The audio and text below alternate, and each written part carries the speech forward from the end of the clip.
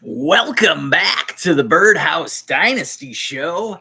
And tonight we are ready to go live for opening night. That's right. Ooh, uh-oh. I don't know if my volume is working here. There we go. All right. Now we are live in the Birdhouse for the 2024 NFL season. Yes. Welcome to it. We are going to kick it off with some bold predictions for you all for the 2024 season. That's right. And they're all pertaining to fantasy, except for the very last one. All right, so let's get them rolling. You guys throw your questions in the chat. Let me know what you have on your mind out there, and I'll try and answer it. We'll see how long we go tonight. It is the Birdman's birthday. So the lovely wife is coming home with a pizza shortly. And so, I might only make it through the first quarter here, folks. But nevertheless, I'm here for the entertainment. Hopefully you are too. We got the action going on the big screen right behind us. Yes. All right, we're going to kick it off with the first bold prediction of the 2024 season. And we'll start at the quarterback position. And the first one is first overall pick. Caleb Williams will be the first Bears quarterback. That's right, the first Bears quarterback to ever throw for 4,000 yards in a season. Bears went out there, got him Keenan Allen, drafted Rome Odunze, triple up with DJ Moore. This guy's got tons of talent around him. They added DeAndre Swift. Khalil Herbert's still there. They have Cole Kmet, Gerald Everett they added. I mean, these guys in Chicago are stacked and loaded and ready to go. I don't know how their defense is going to be. It is pretty solid, at least from last year. And so I don't know how great the Bears are going to be. I'm figuring an 8-9, 9-8 season possibly for Caleb Williams. Who knows? The sky is really the limit for this guy in his rookie season. But 4,000 yards. Bold prediction. Bold prediction number 2. That's right. Mayo man Will Levis will be a QB1. Yes, QB1. He'll finish as a top 12 quarterback in fantasy. They also went out, grabbed Callahan from the Bengals as their new head coach, and this guy likes to sling it. I'm telling you, look out for Will Levis. He'll be throwing it over 600 times this season. They got Calvin Ridley from the Jaguars. They still had DeAndre Hopkins there. I know he might miss week 1, but they still have other weapons. That's right. Chigo Okonkwo is still there. They brought in Tony Pollard. Still have Tajay Spears, both of them good receiving options out of the backfield. Look for Will Levis to find them on the dump off. But if not, they also added Tyler Boyd from the Bengals, who knows the offense and knows it well. So between Ridley, D-Hop, and Tyler Boyd. Oh, and don't forget, Treylon Burks is still there as the wide receiver 4. Oh, my goodness. Will Levis has the tools in the shed. He is ready to rock and roll this season. I don't care if he slings 30 touchdowns and 30 interceptions. I just hope to see this guy passing happy. All right. And finally, my last quarterback bold prediction. Kyler Murray will be a top 5 fantasy quarterback. That's right. Kyler Murray back in the top 5. Hey, if this guy stays healthy, he's always been at least a top 8 quarterback. Now they added Marvin Harrison. Woo-wee! I got to crack open my monster for Kyler Murray. Monster 2024 season. Yes, he is back. He can still run a little. We don't know how bad the ACL may hurt him. But he's going to be having plenty of time to sling it with Marv, with Trey McBride still there. James Conner back healthy. They added Trey Benson in the backfield. Look out for the Arizona Cardinals offense. Oh, and don't forget, their defense still sucks. That's right. It's terrible. They were the worst defense in the league in regards to points per game. Expect the same from the Cardinals defense. What does that mean fantasy-wise? Oh, yeah, that means a lot of comeback action in the second half for Kyler Murray. So we will see a lot of pass attempts, a lot of little scrambles in the second half of games for Kyler, playing catch-up. Yes, it should be exciting watching the second halves in games for the Arizona Cardinals. All right, now we'll move on to the running back position. First off, we're starting with Jerome Ford. That's right, Jerome Ford of the Cleveland Browns. Hey, we don't know how long it's going to take Nick Chubb to actually see some game action. Right now, he's on the PUP list. Man, that was just an awful injury last year. And I wish the best for Nick Chubb. He's been a great talent in this league. But Jerome Ford was running back 16 last year. Does anybody really realize that? Okay, now he's going to be the QB1. I mean, the running back one from the get-go, and who knows how well he will do. I mean, they just kept Pierre Strong as the RB2 there. They cut Dante Foreman. Now, they did bring Foreman back, so they do have Strong and Foreman behind him, but I'm telling you, the beginning of the season, Jerome Ford is going to see the touches, all right? I'm saying 15, maybe up to 20 touches a week. So, yes, it's a little bit of volume, but it's also, look at the numbers, how good Jerome Ford was as a pass catcher. All right. So that just benefits his bottom line. I'm telling you, I think he's in for a great season. He's going to punch in some touchdowns, top 12 running back. All right. Remember, these are bold predictions, not just, hey, Jerome Ford to finish, top 25. No, we're going bold. All right.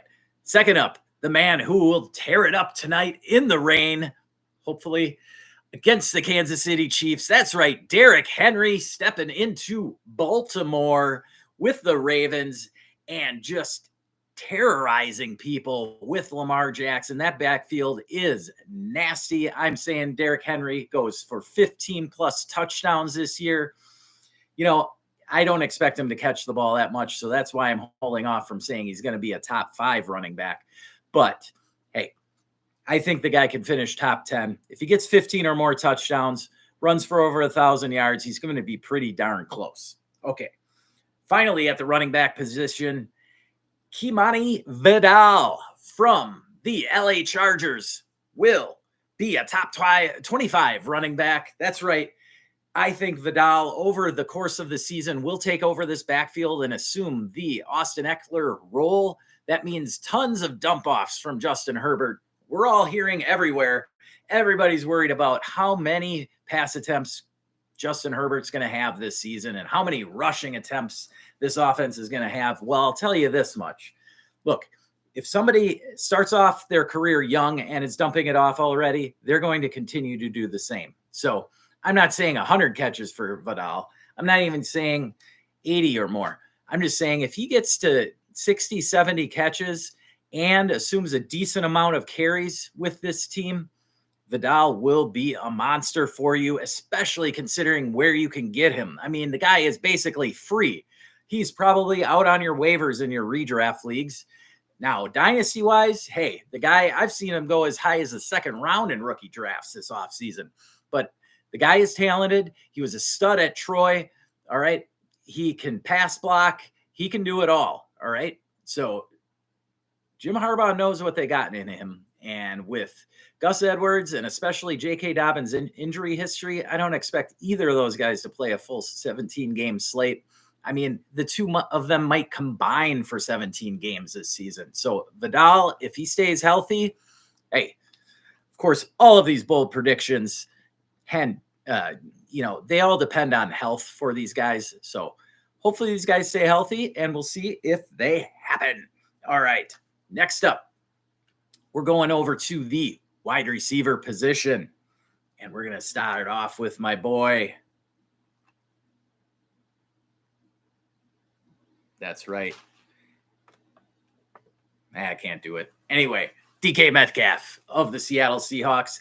They're going to be slinging the ball a lot more this season with their new offensive coordinator, Ryan Grubb from the University of Washington, heading over to Seattle.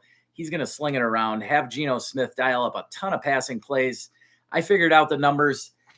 Seattle ran 56 plays a game last year. University of Washington ran 66 plays. That's 10 extra plays per game.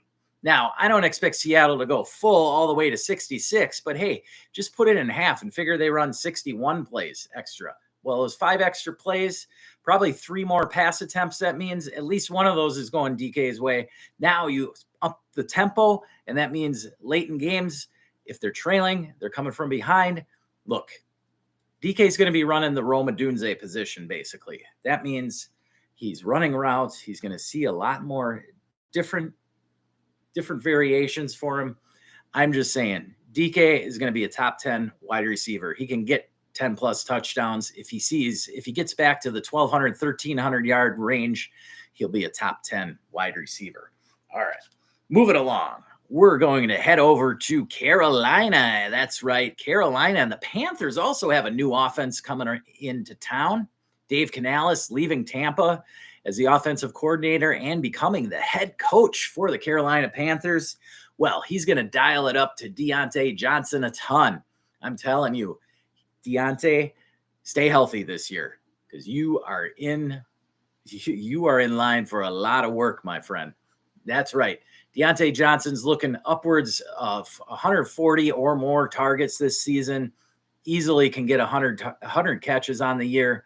Now, I don't expect his yards per catch to be that high. So you could see an ugly line of like 105 catches for just over 1,000 yards and maybe only 4 or 5 touchdowns. But that still might sneak him into the top 15. So I'm putting it on there. Deontay Johnson, top 15 wide receiver.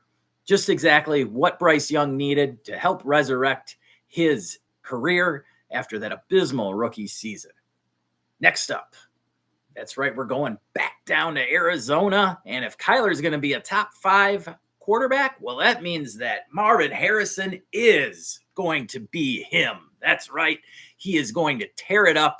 He is going to break Puka Nakua's rookie records, all of them across the board. Yes, he is going to top his catches, top his yards, and top his touchdown totals. I don't know that he's going to break Randy Moss's record for touchdown catches, but Marv is going to be the guy. By the middle of this season, I would not be shocked one bit if Marvin Harrison is the dynasty wide receiver number 1. This guy is the man, and he's going to start showing us right away week 1 when they're trailing to the Buffalo Bills in that second half, and he just eats. Yes. Now we move on to the tight end position, and that's right.